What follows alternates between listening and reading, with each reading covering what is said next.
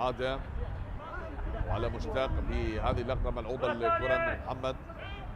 استوار هناك بالراس، تخلص بوسط الملعب، عدت لمصلحة نادي كربلاء بهذه المحاولة من نادي كربلاء لمشتاق طالب. نقلة مشتاق تتهيأ بوسط الملعب، هذه التمريرة ممكن الآن عدت لنادي كربلاء العميد. جول!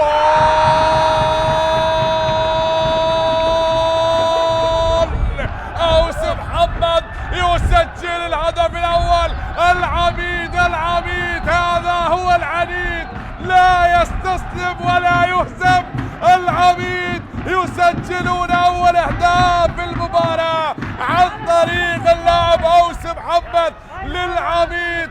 شاهد هذا الفتى العنيد، افتتح التسجيل لنادي كربلاء بأول أهداف المباراة.